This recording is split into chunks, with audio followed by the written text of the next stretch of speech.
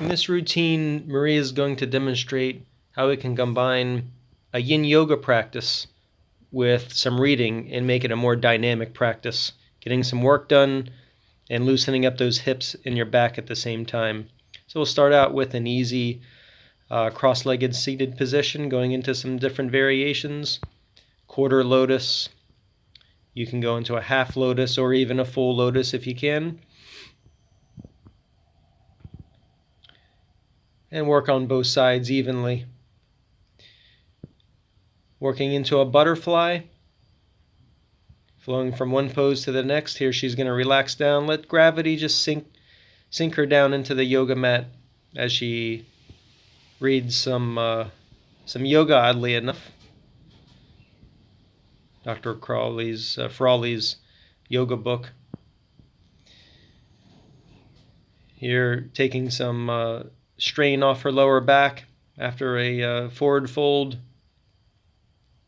and relaxing now with her elbows on the tops of her legs.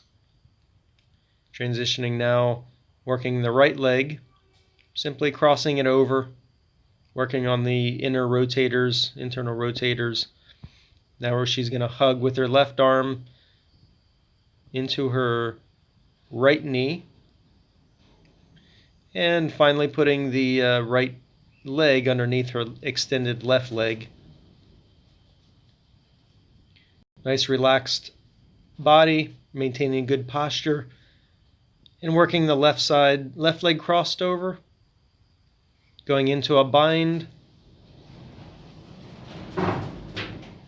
pulling the left hip in just very gently. We can hold each posture for up to several minutes at a time even. Maybe working some postures longer than others, all depends on how you're feeling, if you need to work a tight side more than the next. We're going to keep the left knee bent in as we come into half straddle. And Maria's going to take transitions without putting her hands down onto the ground, but you can feel free to drop the book and use your hands as support between the transitions. The challenge is to do this, obviously, with your hands still holding the book. This is a more intensive stretch, combining a deer posture with an outstretched front leg and then leaning over that bent leg. Can be quite intense.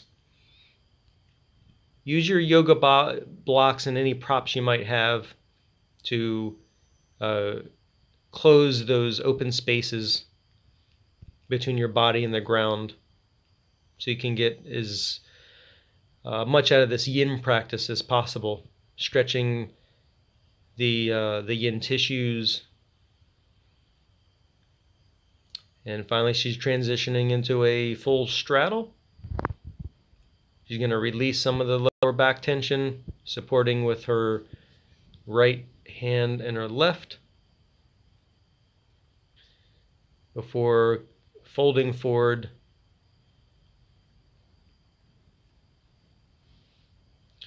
and here she's using her hands as support. If you're quite flexible and you want to ground your elbows down to a forward fold, you can do that as well. Coming down into a prone position, she's going to work on some really mild back bending. All these postures are just second nature. She's just going through the routine as if the postures are happening in the background, while putting all her focus at the reading material at hand. And to make this a more intensive back bend, you can ground your elbows down into the mat and start to drive them back towards your hips, just like a typical yin yoga sphinx pose. From here, she's going to transition into the last posture of the sequence and just relax, looking up at the book, lying down, before she goes back and repeats the sequence again, holding for as long as she likes each posture.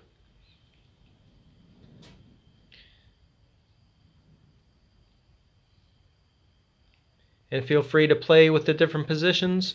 Hope you enjoyed it. Thanks for watching.